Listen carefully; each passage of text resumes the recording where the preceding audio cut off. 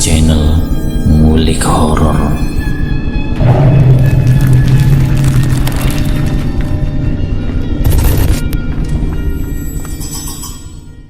Assalamualaikum warahmatullahi wabarakatuh.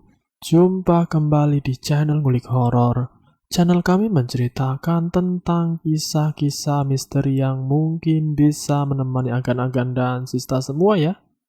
Oh ya, seperti biasa dalam cerita ini nama dan tempat sudah saya samarkan semua ya, untuk menjaga privasi pihak yang terlibat di dalamnya. Yuk daripada kita lama-lama langsung saja kita simak ceritanya. Kali ini saya akan membawakan kisah misteri yang berjudul 20 tahun disekap dukun pemuja setan. Hilangnya pakaian dalam Murni. Mak, celana dalamku hilang di jemuran. Apa? Ini ketiga kalinya loh Mur, pakaian dalammu hilang. Iya mak, padahal aku tuh ingat betul sebelah mana dijemurnya. Tapi aneh, kok bisa hilang ya? Kamu udah benar nyarinya. Jangan-jangan tertiup angin Mur. Udah mak, udah aku cari berulang-ulang tapi nggak ketemu. Ya udah, lain kali kamu jemur pakaian di dalam aja, tidak usah di luar. Tapi mak, nanti keringnya lama. Ya udah, kamu jemur di luar, tapi kamu awasi yang benar. Takutnya. Maisa tak melanjutkan kata-katanya, khawatir membuat Murni ketakutan.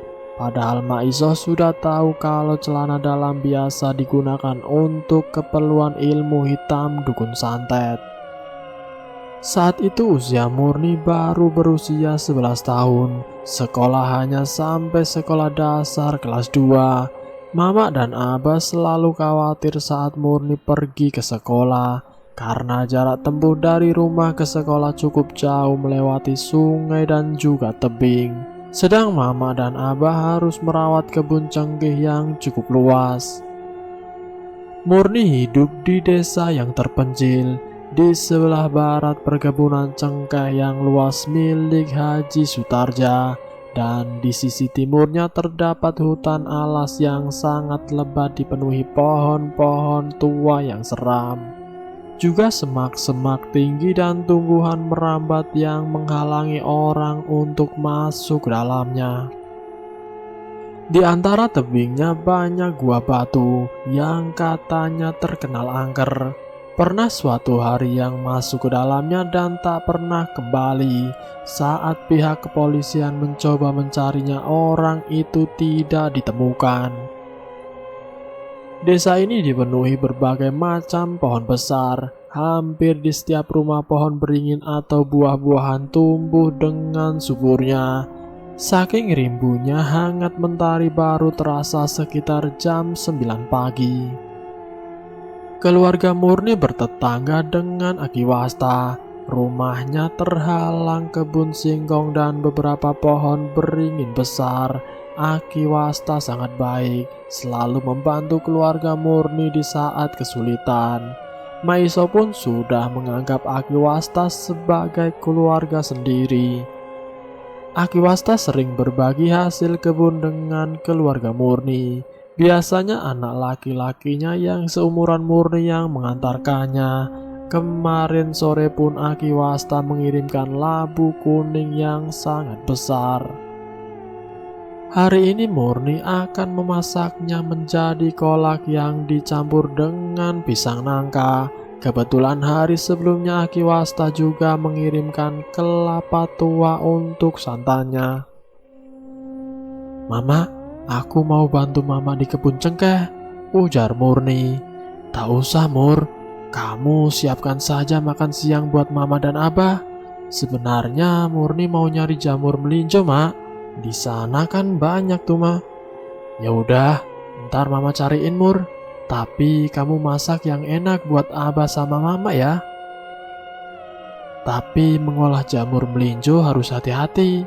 Kalau tidak bisa racunnya mematikan Mur. Iya, siap Mak.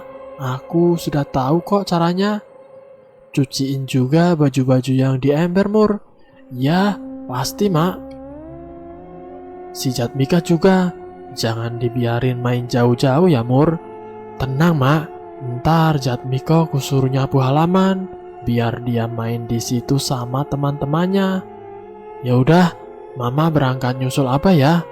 Ma Iso menuju perkebunan cengkeh Haji Sutarja untuk membersihkan gulma pengganggu, bertopi cuping topi dari anyaman bambu yang lebar, membawa parit kecil dan sedikit air di dalam wadah terbuat dari gelondongan bambu yang diselendangkan di bahunya. Murni segera menuju ke dapur dan membawa cucian ke sumur yang letaknya di samping rumah. Lumrahnya di kampung tempat mandi hanya ditutupi bilik setengah badan, sangat mudah untuk diintip. Begitu juga setelah Murni mencuci dan langsung mandi, sepasang mata tajam memperhatikannya di atas pohon beringin yang tinggi. Sedang Murni tidak sedikit pun menyadarinya. Hingga Murni selesai mandi, mata itu masih memandanginya dengan penuh nafsu birahi. Sepulang dari kebun cengkeh, Ma Iso dan Abah mampir ke rumah Aki Wasta. Rumahnya sederhana dengan atap rumbia berdinding papan kayu. Assalamualaikum, Ki, sapa Ma Iso yang melihat Ki Wasta di depan teras. Waalaikumsalam, kebetulan Aki ada di rumah. Saya ada perlu nih, Ki, ucap Ma Iso. Oh, duduk dulu di sini, Ma Iso. Mungkin ada yang bisa saya bantu. Ma Iso pun naik ke teras rumah yang agak tinggi karena rumah Ki Wasta masih rumah panggung. Begini, Ki, 3 hari ini celana dalam si Murni hilang terus. Entah kemana rimbanya. Tolong dilihat, Ki. Takutnya ada orang jahil yang mengincar Murni. Begitu ya. Ki Wasta mendengarkan. Tangannya memilin bakau yang dilinting dengan kertas gambir. Sebentar, saya lihat dulu. Dengan mata terpejam, Ki Wasta mengeluarkan cincin batu hitam di dalam sakunya, diletakkan di atas daun pisang kering yang selalu tersedia di rumahnya. Mulutnya berkomat kamit, membaca mantra. Tiba-tiba cincin batu hitam itu bergerak dengan sendirinya tanpa disentuh Ki Wasta, semakin lama berputar-putar dengan kencangnya. Ki Wasta menghela nafas panjang. Sesaat setelah mulutnya berhenti berkomat kamit, cincin batu hitam pun mendadak berhenti berputar. Sepertinya ini ada orang yang sengaja mengambil celana dalam Murni untuk keperluan santet atau pelet. Sebaiknya Ma Iso membawa daun sirih dan bunga ros kemari, biar Aki lawan orang ini. Sebenarnya orang ini siapa, Ki? Aki tidak bisa menjawabnya. Cukup saja Aki yang tahu. Pasti orang ini besok hari akan mengalami kejang-kejang di kebun cengkeh. Kembalilah besok kemari dengan membawa daun sirih dan bunga ros untuk memagari Murni dari serangan jahat orang itu. Baiklah, Ki, kalau begitu besok saya akan datang lagi. Sekarang saya pamit, Ki. Terima kasih atas bantuannya, Ki. Ma Iso pun menyodorkan amplop berisi uang untuk Ki Wasta. Tak usah, Ma Iso. Bawalah uang ini untuk keperluan rumah. Ki Wasta menolak dengan halus. Kalau begitu nanti saya kirim standan pisang ke sini ya, Ki. Ma Iso ingin tetap memberi sesuatu sebagai tanda terima kasih. Keesokan harinya saat matahari sudah tinggi di kebun cengkeh terjadi kegegeran. Ujang Usman sesama pekerja di perkebunan cengkeh mengalami kejang-kejang yang tidak biasa. Mulutnya mengeluarkan busa, matanya melotot dan giginya saling beradu ngilu. Astagfirullahaladzim. Ma Iso kaget bukan kepalang. Teringat obrolannya dengan Ki Wasta. Ujang Usman memang sempat meminta Murni agar nanti menjadi istrinya. Namun Maisoh menolaknya karena umurnya terpaut jauh dari Murni.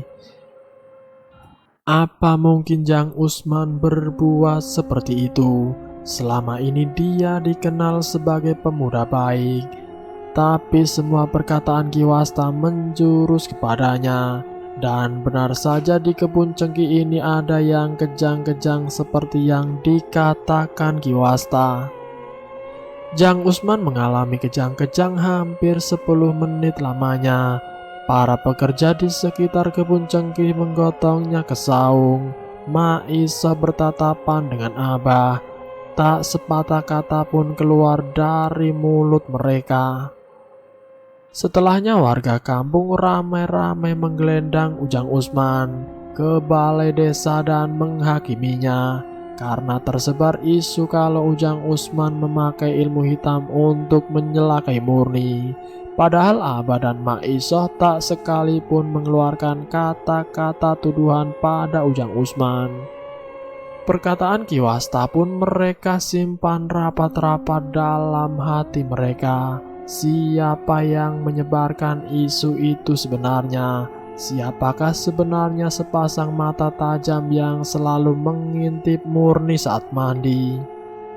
Kejamnya penghakiman massa. Ujang Usman yang belum menyadari dengan apa yang terjadi berteriak-teriak dengan memilukan. Ampun, ampun, plak, plak. Tamparan keras mendarah di pipi Ujang Usman. Prak, prak. Bilah bambu pun jadi senjata pemukul. Ngaku kamu, yang mau nyantet Murni itu kamu kan? Bentakan suara Kang Ida menciutkan nyali. Bukan Kang, bukan. Demi Allah Kang, saya tak pernah berbuat seperti itu. Alah, bohong kamu, ngaku saja. Blak, blak. Tendangan Kang Idam bertubi-tubi mendarat di perutnya. Ujang Usman sempoyongan matanya berkunang-kunang. Bajingan kamu. Kaki Kang Idam menendang tulang rahangnya. Ampun, ampun. Kembali Ujang Usman meminta ampun. Tapi pukulan demi pukulan terus membabi buta di tubuhnya. Kurang ajar kamu Jang. Ayo ngaku. Sumpah Kang, saya tak melakukannya. Bohong kamu. Plak, plak. Suara tamparan tangan kekar Kang Idam menambah bonyok wajahnya. Diseretnya tubuh Ujang Usman dengan satu tangannya. Masyarakat yang mendengar kalau Ujang Usman melakukan santet akhirnya beramai-ramai menggelendang Ujang Usman ke balai desa. Sepanjang jalan tendangan dan bogem mentah mendarat di tubuh Ujang Usman. Sekeras apapun dia minta ampun, masyarakat desa tidak mau mendengarnya. Tubuhnya lunglai, matanya biru membengkak. Dari sudut bibirnya darah mengucur deras. Wajahnya sudah tidak bisa dikenali lagi. Seluruh tubuhnya bersimbah darah. Orang-orang berteriak dengan garangnya. Bakar, bakar dia, gantung dia, gantung. Riuh orang berteriak-teriak untuk menghabisi Ujang Usman. Suasana semakin panas mencekam, penuh dengan sumpah serapah dan caci maki. Tidak ada yang peduli dengan erangan Ujang Usman yang kesakitan. Mereka membabi buta memukuli Ujang Usman yang semakin lemah. Massa berkumpul mengelilingi Ujang Usman yang semakin tidak berdaya. Ibu-ibu menonton dari kejauhan. Anak-anak pun ramai ikut-ikutan menghujat. Tidak ada kesempatan buatnya menjelaskan. Semua orang menghakiminya karena semua orang tahu kalau Ujang Usman pernah menaruh hati pada Murni dan ditolak orang tuanya. Itulah yang membuat Massa begitu yakin dengan fitnah yang dilontarkan pada Ujang Usman. Murni dan Maisoh menangis menyaksikan Ujang Usman dihajar Massa. Namun mereka pun tak bisa berbuat apa-apa kecuali segera berlari meminta pertolongan kepada Pak Kades. Beruntung saat itu Pak Kades berada di balai desa, hingga akhirnya Ujang Usman diamankan ke dalam kantor Pak Kades. Di luar orang-orang masih saja berteriak murka, menginginkan Ujang Usman dihukum berat. "Duduklah, Jang." Pak Kades ternyuh melihat kondisi Ujang Usman yang ketakutan. "Minumlah air ini, Jang. Tenang, di dalam sini aman." Pak Kades menenangkan Ujang Usman. "Memangnya apa yang terjadi, Jang?" "Saya pun tak tahu, Pak Kades. Tiba-tiba saja saya yang sedang membersihkan kebun dipukuli beberapa orang. Katanya saya sudah menyantet murni. Padahal demi Allah, demi Rasulullah, saya bersumpah tak pernah melakukannya, Pak Kades." Ujang Usman menjelaskan dengan air mata menganak sungai di pipinya. "Tenanglah, Jang. Sebentar lagi polisi akan datang kemari. Tapi saya tak mau dibawa ke kantor polisi, Pak. Saya tidak bersalah. Tolong bantulah saya, Pak Kades." "Kebenaran akan terungkap, Jang. Polisi pasti menyelidikinya. Kamu tak usah takut, Jang. Sekalipun kamu melakukannya, tak ada pasal yang mengatur tentang perdukunan. Justru orang-orang yang tadi memukuli kamu bisa terjerat pasal pencemaran nama baik dan pasal penganiayaan," ujar Pak Kades. Mendengar hal itu, kegundahan hati Ujang Usman sedikit berkurang. "Tapi saya tak menjamin keselamatanmu, Jang, karena kamu tahu sendiri kalau masyarakat di sini tidak akan membiarkan orang yang dituduh menyantet begitu saja. Sebelum kamu membuktikan kebenaranmu, kamu akan menghadapi banyak masalah, Jang. Kamu harus berhati-hati." Pak Kades sedikit memberi peringatan. "Iya, Pak Kades, saya tahu itu." Wajah Ujang Usman muram. Tak berselang lama polisi datang. Ujang Usman pun diamankan ke kantor polisi terdekat untuk dimintai keterangan, sekaligus menghindarkannya dari amukan massa. Setelah yakin Ujang Usman aman berada di tangan polisi dan Mak Iso berlari ke rumah Aki Wasta, karena mereka pikir tak ada yang tahu tentang percakapan antara mereka kecuali Ki Wasta. Aki, Ki Wasta!" teriak mereka lantang. "Ada apa ini, Mak Iso?" Tergopoh-gopoh Ki Wasta menghampiri mereka berdua. "Ki, kenapa ada orang tahu kalau Murni disantet? Kemarin kan hanya saya yang mendengar perkataan Aki. Kalau pagi ini orang yang menyantet Murni akan kejang-kejang. Dan kebetulan tadi pagi Ujang Usman mengalaminya. Tapi saya tidak pernah bicara dengan siapapun, Ki." "Tenanglah, Mak Iso. Duduklah dulu. Kemarin sore sebenarnya ada Idam di rumah. Mungkin dia mendengar semuanya." Idam adalah anak tertua Ki Wasta. "Lalu kenapa Aki tidak mencegahnya?" Mak Iso sedikit marah. "Kasihan Ujang Usman, Ki. Kalaupun benar dia melakukannya, tapi kami tidak menghendaki kejadian seperti ini." "Tapi sekarang Ujang Usman sudah aman kan?" ujar Ki Wasta. Mak Iso tidak usah mempermasalahkannya lagi, apalagi menyalahkan Idam. Harusnya Mak Iso tuh terima kasih sama Idam. Sekarang kan semua warga jadi tahu kalau Ujang Usman itu tukang santet. Kampung ini jadi lebih aman kan? Ki Wasta membela anaknya. Mak Iso menahan nafas panjang. Seketika rumah Ki Wasta begitu menyeramkan buat Mak Iso. Sebilah keris dan sepasang gading terpajang di bilik rumahnya. Di sudut ruangan kendil tanah liat mengepulkan bau kemenyan yang menyengat. Bulu kuduk Mak Iso tiba-tiba berdiri. Seluruh kulit tubuhnya merinding. Mak Iso pun tak tahan berlama-lama di rumah Ki Wasta. Segeralah dia pamit pulang.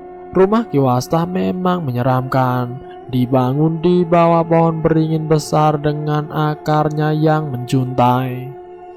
Ki Wasta memiliki satu orang anak laki-laki yaitu Idam dan satu anak perempuan yakni Anis. Istrinya dan Anis tidak boleh menampakkan batang hidungnya sedikit pun saat ada tamu berkunjung. Mereka akan terburu-buru masuk ke rumah dan dilarang keluar sampai tamunya pulang. Warga kampung pun tak begitu mengenal istrinya yang berasal dari desa yang cukup jauh. Wajahnya pun tidak begitu jelas terlihat karena selalu ditutupi selendang panjang berwarna hitam. Hanya Ki Wasta saja dan Kang Idam yang bebas berkeliaran di luar rumah, tidak dengan Anis dan istrinya yang baru bisa keluar kalau menjemur pakaian dan memetik lalapan di pekarangan. Itu pun bisa mereka lakukan saat Ki Wasta berada di rumah.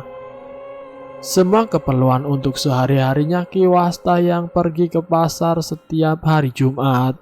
Istri dan anak perempuannya akan dikunci dalam rumah hingga Ki Wasta pulang. Setelah dihakimi masa dan dihajar habis-habisan oleh Kang Idam, Ujang Usman tak pernah lagi menginjakkan kakinya di kampung ini.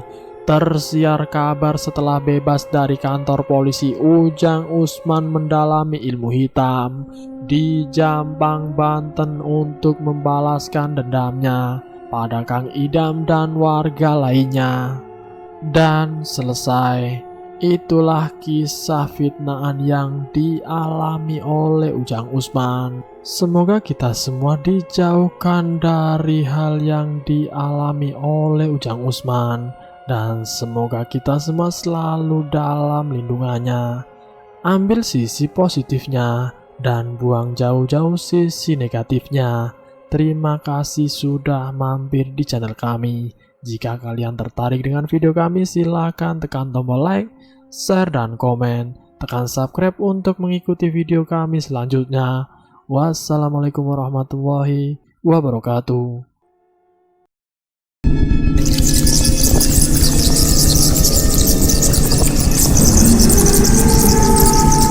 Selamat datang di channel Ngulik Horor.